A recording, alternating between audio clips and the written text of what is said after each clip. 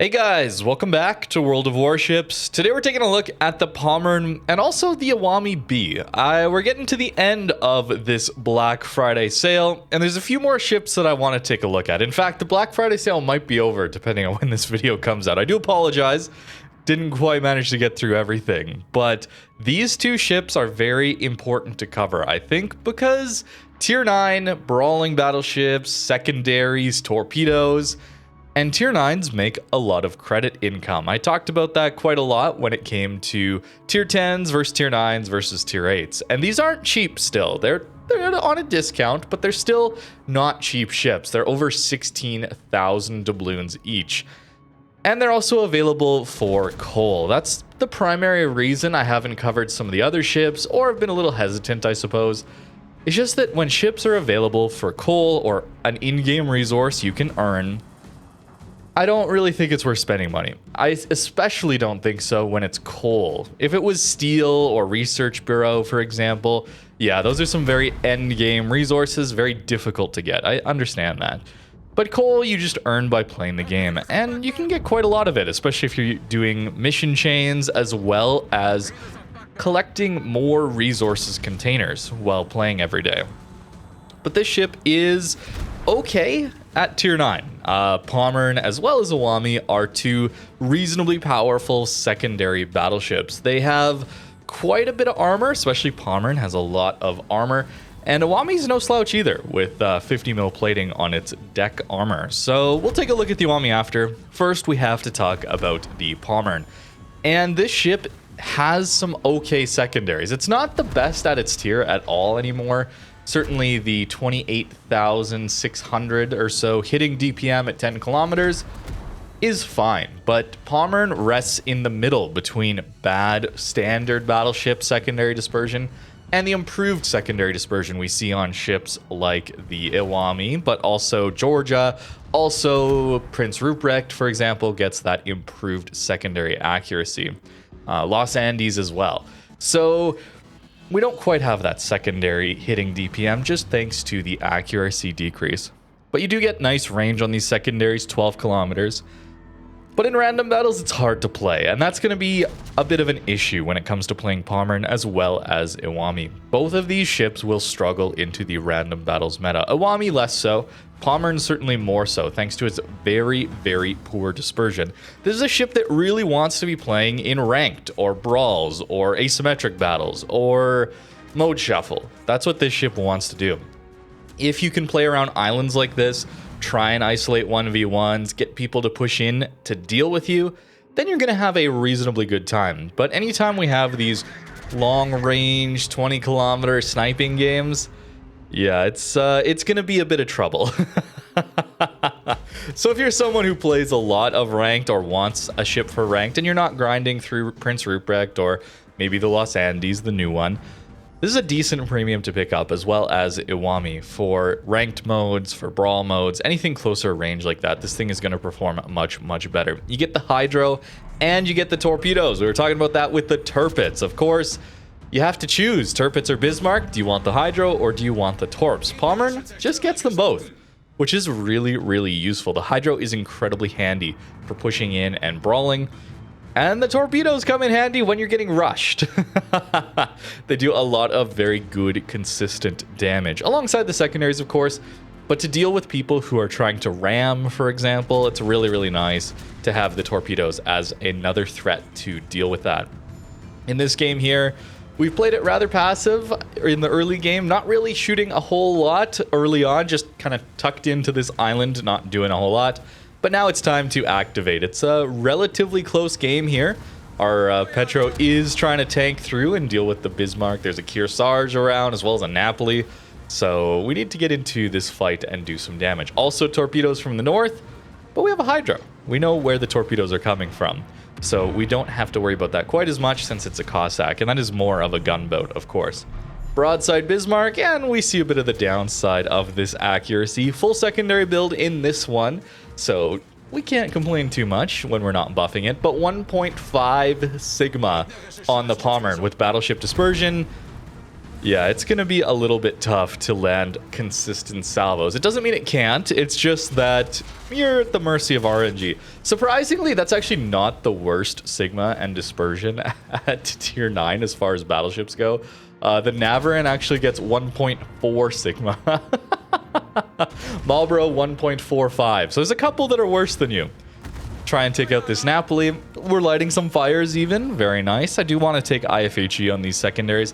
It's not like the Preussen or the GK at tier 10 where you're getting those 128mm secondaries. You get the 105s, which only pen 26mm of armor. So with IFHE, we pen up over 32, which is kind of a key threshold at these higher tier battleships, of course. Napoli's going to turn, so we aim for him to do so. And we actually got some pretty nice dispersion. I was pleasantly surprised by the amount of damage that we were able to do. And we're actually going to finish him off. So now it's a Kearsarge, it's a Columbo, and it's a Cossack as well. I could re-YOLO this, but I think it's a much better idea to wait. Wait for them to push into us. Columbo using his smoke to push up. And unfortunately, my Hydro's on cooldown, so we can't see him. But our Petro knows to radar. Very, very clutch there, allowing us to get some spotting a little bit earlier. Columbo's going to turn in. So, of course, we're not going to torp him, right? We need to wait until we get the guaranteed torpedoes off. These torpedoes are very good, but if you miss these torpedoes, they have a relatively long reload for these brawling situations. It's not like a Char Norris 43 where they come back just instantly, it feels like. We land all 4 torps. Yes, we're going to have a game where in our Pommern, we're landing a lot of torpedoes. Feels good, man. Hydro up again, and we got ourselves a Cossack rushing us. A little scary because of the single launch torpedoes. It's not like we can just bow in and avoid a lot of the torpedoes thanks to narrow spread torps not really being able to hit everything on us. But Cossack can single launch, so we got to be a little bit careful here. No torps up to torp him out on our side, so we got to rely on our secondaries and our main guns. Secondaries will do a pretty solid job though, and if he's going for that angle for torpedoes, maybe we can finish him off before he gets them out. And we do. Petro also coming in to help us out with some damage there. Of course, very, very handy to have some good teammates with you when you're pushed up and brawling. It's not always the easiest when you go it alone. Certainly divs can help you out a lot, and we're already up to 4 kills. Kearsarge coming out broadside. And we do 11,000 damage, not bad, but considering that dispersion, it's a little, yeah, dispersion's a little bit unfortunate. And even more torpedo hits. Yes, Pommern in random battles these days, getting 164,000 damage, 4 kills, and 6 torpedo hits. I suffered a little bit to get you this game, but it was worth it, I think. That was pretty fun for Pommern to be able to do that. And you're going to have that experience much more in ranked brawls, of course. I've already mentioned that. But I think a lot of people, most people just play random. So I do want to show you what this ship is capable of before we start complaining nonstop about Matchmaker and the passive meta. I'll try to keep that to a minimum, but we do need to talk about that as well. 216 secondary hits, not too bad, and pretty good base XP as well. Decent credit income too. Tier 9 premium ship is going to do a very good job of farming you credits. Less consistent though, I think, when you're playing these secondary ships. They're much more reliant on Matchmaker. A little bit limited, I would say. Almost like torpedo boats. La Pampa, for example, recently comes to mind, but it's a similar concept where you're so powerful at the close range when people are pushing in with the secondary brawler ships. Torpedo boats, very powerful into enemy teams that are pushing into you. But sometimes people just don't push, and then you're a little bit useless. And I think secondary ships, as well as those torpedo DDs, can feel a little bit like that. There's obviously other examples, but very, very limited in some of those situations where people are just camping or playing so far back. For me, I enjoy the secondary battleship playstyle. I enjoy the brawls, for example, getting close range action, all that stuff a lot. So I'm willing to put up with some of those games where I'm locked out, a little more so in these ships. But if you're more of a torp boat player or you're just not as interested in the battleship brawls, I can understand why you just really don't like playing these things all that much, because you just get locked out in so many scenarios. outside of maybe ranked, I guess. In this game mode, we're pushing in Iwami into a Los Andes, as well as a sub, which I was really hoping wouldn't be a problem. We'll have to see on that. But pushing into a Los Andes, a little bit spooky. Iwami's got surprisingly good armor, though, for a Japanese battleship at tier 9. It's 50mm deck armor. We have a very small superstructure as well. And these secondaries do, in fact, get the full improved accuracy, like we see on the Schlieffen line, Georgia, Ohio, Massachusetts, Los Andes, Libertad line, for example. So these secondaries actually have a hitting DPM of 49,200 at 10 kilometers.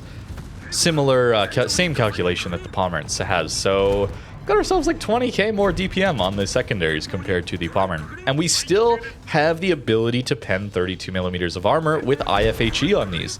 They have essentially what are Harugumo turrets. Harugumo the Destroyer. It has improved HE pen. So at base, we get a 30mm pen on most of these secondaries. So we can improve that with IFHE. Random torpedo hit. What was that? I believe that was on the Los Andes, way out there at 20 kilometers. Yes, also a secondary battleship with torpedoes. Just Iwami gets 20-kilometer meme torps. They're pretty funny, man. It is a fun ship to play, the Iwami. These secondaries do an absolute ton of damage into most ships, as well as having these torpedoes to just launch out. They're much more useful in random battles where you can just send them as zoning torps, launch them through the cap like that, and hey, maybe you hit something. In ranked, of course, it will do quite well with these torpedoes as too, but the firing angles aren't quite as good, and something to consider is that they're at the back of the ship. So if you're pushing into a brawl, then your torpedoes are going to have a little bit longer distance. You got to give a little more broadside to fire these rear-mounted torpedoes into, say, a Pommern that has the midship-mounted torpedoes. It's a little bit of a different story there. Iwami also has excellent firing angles, too. That's something that Pommern really struggles with. Iwami can actually shoot all of its guns forward at 25-degree angles, so it stays perfectly auto-bouncing angled into battleships while still shooting all of its guns. Very nice. Kiting, it's a 27-degree angle, which is still very good. In fact, I could be angling much better here than I actually am. I was flipping between Iwami and Pommern, so you'll have to forgive me for missing that. Iwami also gets battleship dispersion, this time though with 2.1 Sigma. Yeah, pretty massive difference to the Pommern there. Only 4 guns, or 8 guns, sorry. 4 turrets, dual turrets there for 8 guns total. Pommern gets 12, but yeah, 43-degree firing angles forward, 40 degrees backwards on Pommern. Quite a bit worse. Pommern gets the 380mm guns. Iwami gets 410s, so quite a bit more overmatch, and thanks to that accuracy as well. A few more citadels, too. And we're living here. Somehow we are just living. I think this Los Andes probably just kills us for free if he pushes up to that island and just sits there secondarying us. Fortunately, he didn't, but I do think we would have died a lot sooner. Although the armor does hold up when you're angled like this. The lower belt armor actually extends pretty high. It's not citadel armor, it's just belt armor. Rather thick, as well as shattering that secondary HE of the Los Andes. So we're not too vulnerable. If we go directly bow in, though, our 32mm bow will take a lot of full pens. Some decent games, some decent action here, but I do got to talk about Matchmaker when it comes to tier 9. These ships are very compromised in this regard. I had a very rough time playing Iwami and Pommern. I ended up playing 10 games total, about half and half of Iwami and Pommern, and I ran into 6 games with super ships as the highest tier. And 5 of those were in a row, back to back. Just super ship, super ship, super ship, super ship, super ship. You can imagine how much fun or not fun that was. Tier 9's in a bit of a rough spot in random battles. It used to be the tier to play, thanks to its +1, -2 matchmaker, and it didn't feel that out of depth against tier 10s either. So it was very nice to play. You often found yourself, for the vast majority of games, in that double down tier against the tier 7s a lot of the time. These days, though, it's a small sample size, but other times I've been playing tier 9s, it feels like a lot of your games, you do just get pulled up into those super ship games.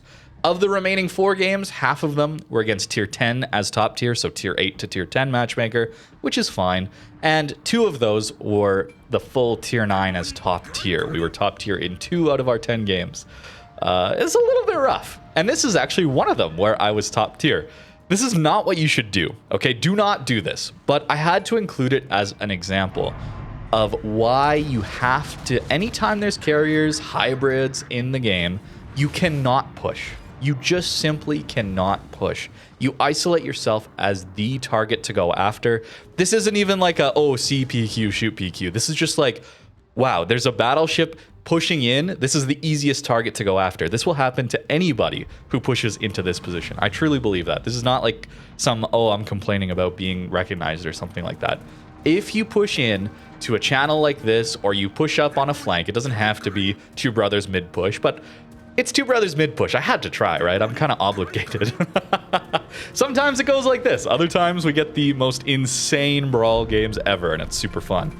But sometimes, yeah, it's just going to not work out. And I should have known this going into it. In fact, I did know going into this we were going to have a bad time, because carriers are just purely able to counter you when you push in. It is so difficult to deal with. Not only the spotting constantly keeping you lit, so maybe people can farm you over these islands, but the just consistent damage output that you're going to be taking. You're not able to maneuver very well. Here, I make a dumb move to try and throw his aim off, and it worked, but, you know, turning into ground broadside onto this channel is probably the dumbest thing you could do, and yet probably the Lexington didn't expect me to do that. So trying to be unpredictable. It does result in us, though, eating a lot of torpedoes from the Tone hybrid planes.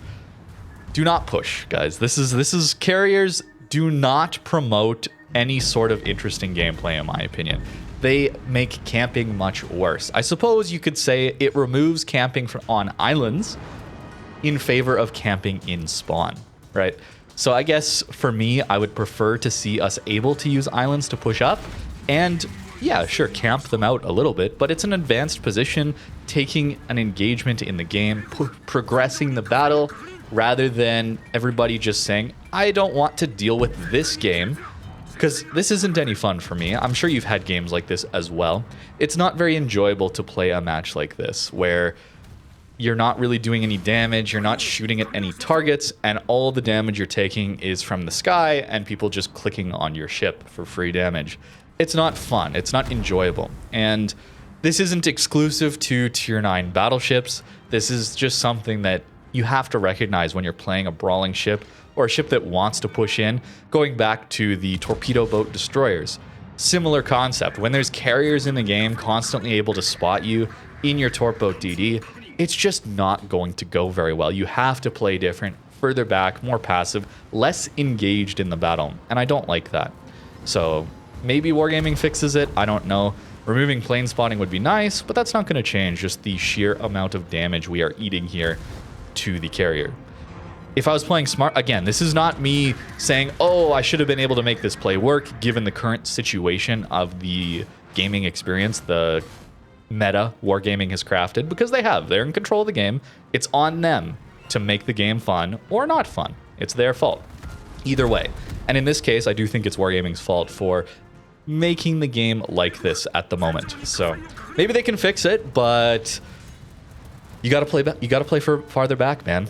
It sucks. I don't like the passive meta. I will complain about it a lot, certainly. You know that. Maybe I do it too much. Maybe I complain too much. I try to keep things relatively positive. It's a fun game still. I still love this game. Still enjoy playing it. But there's a reality to the annoyances that this game brings. And it's not just purely out of, it's a PvP game. Some games, you can't have purely insane, overpowered fun like you would have in a single-player game where it's like a power fantasy. That's just not realistic for a multiplayer PvP game. But situations like this can be avoided by game design, in my opinion. Not even going to talk about the salvos on the Tone, by the way. I'm going to just ignore those. We're going to move on from that. But just know that if you're playing these secondary brawling ships into random battles, if there's a carrier, you cannot push. And this was one of my 2 games at top tier, right? So pretty rough gaming experience when one of our 2 matches that we could possibly be top tier and really assert ourselves as a very powerful ship in the match, you just simply cannot. That's a little bit disappointing. Here I just overpushed to kind of get it over with, to be honest with you. It's kind of game over at this point. Our team has lost both flanks, and half the enemy team has come back to deal with this buffalo, as well as myself in the channel.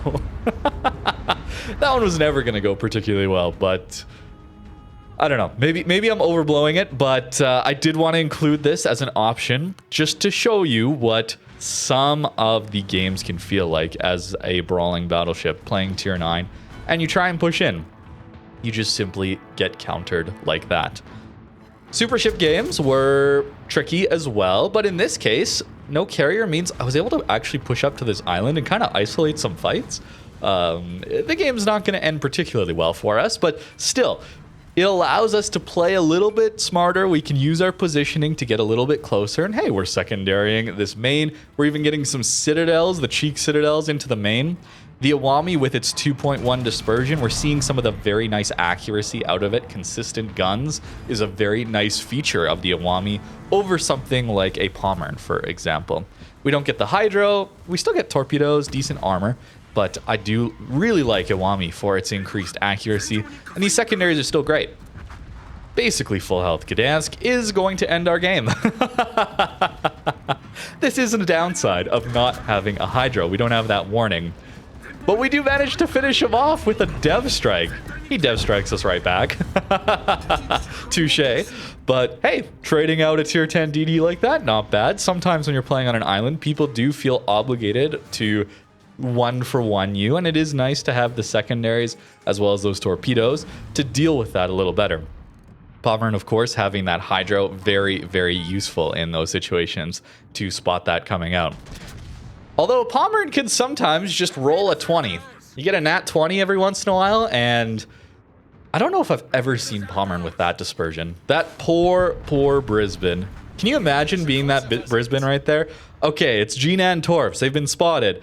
I gotta dodge them. Okay, it's fine. It's only a Pommern on my broadside. What's the worst that could happen? I know I've made that play many a time where I think about, yeah, I'll go broadside to the Pommern. That's not a big deal. And usually it isn't. 95, 99% of the time, it's probably not that big a deal. Maybe more so in a Brisbane with that Minotaur hull, but still. That's pretty unfortunate for that poor Brisbane.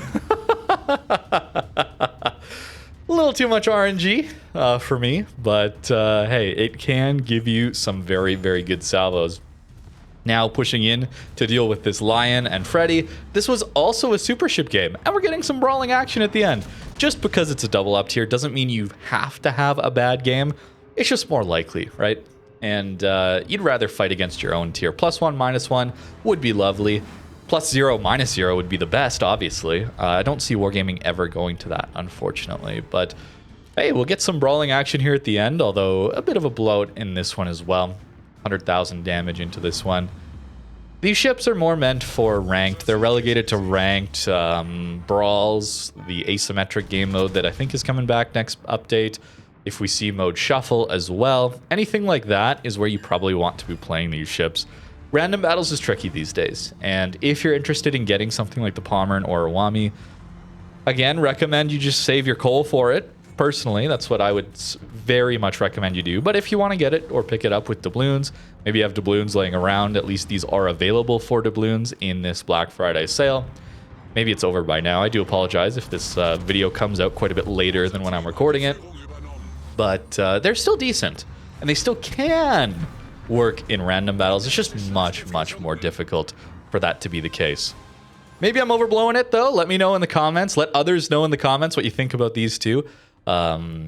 It's great to have multiple perspectives for those who are looking into getting these ships. So check the comments down below to see what others think about these two ships. And just before we get into the builds, I got to apologize for this video coming out so late. While I was recording that voiceover, I got some updated NDA lifting dates. It's already lifted by the time that this video comes out, but There's a lot.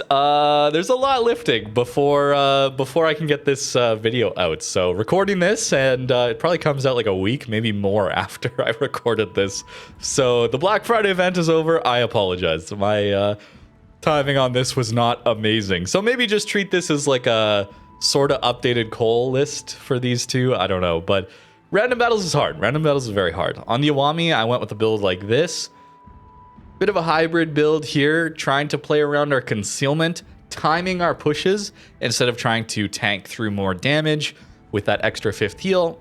I didn't always feel like I was ever going to get to that 5th heal. Either the game didn't support me pushing, and that therefore I didn't take as much damage, or I pushed and we died in a glorious blaze of flames before we got to that 5th heal.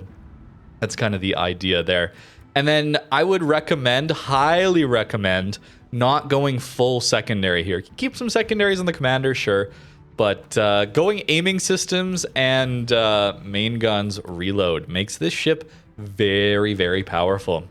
Quite accurate 2.1 Sigma 410s with a 24-second reload. It's pretty good. Insane firing angles as well. Very, very nice ship to play. As far as Pommern goes, this is a bit more of a meme ship, I think.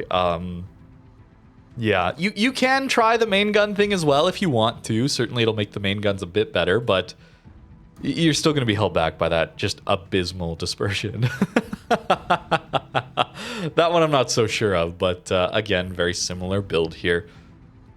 Getting to that 5th heal is very, very difficult in my opinion in random battles, so maybe it's useful some of the time, but having that concealment to go dark or get a little closer to time your push, that kind of thing is very, very nice. Of course, when there's a carrier, concealment really isn't all that valuable, so maybe not the best commander for that. I'm not going to go too much more into that. I think I said my piece already. But that's not it, actually. I keep forgetting to do things in these outros here, but look at the armor on Pommern. You actually get an 80 mil section of deck armor, front and back. Relatively tanky, right? Like, this thing should be a beast at tier 9. Unfortunately, yeah, German battleships just have this giant tumor of a superstructure that you can just free farm with literally anything. Yeah, they're not very tanky. It should be, man. It should. Superstructure just takes so much damage. You look at Iwami, much, much smaller superstructure. Not nearly as long, not as, like, it's just, yeah, it's just so much better. And sure, you don't get the 80 mil plating, but you still get a lot of 50 mil plating here. And look at that lower belt armor. You have very, very small upper belt to be farmed with 32 millimeters of plating. That's a very small target to go after. So if you're angling like this, secondaries are going to target the center point of your ship. So that Los Andes was probably shattering a lot here, and maybe our deck armor a little bit as well. So if you go bow in, though, the secondaries will all just shoot center point of your ship, which is going to be your bow at that point, and you're just going to get shredded. Iwami does have a bit of a citadel. You got to be a little worried about that. So making use of those firing angles, very, very important. Pommern, of course, has a citadel as well, but it is much better protected by its turtleback. Look at the angle on that. Doesn't quite go low enough. If you're in a full turn, people can still citadel you through that or underneath this turtleback. It can just barely get through that. You got to be a little careful.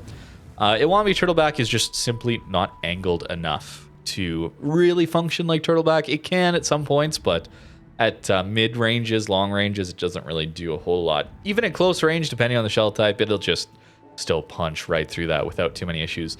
Iwami is actually a very good ship. I would recommend Iwami before Pommern, personally. Pommern's very, very compromised, and you can get a lot of what it does in the tech tree. Iwami is a little bit more unique in that aspect as well. Thank you very much for watching, and have a great rest of your day.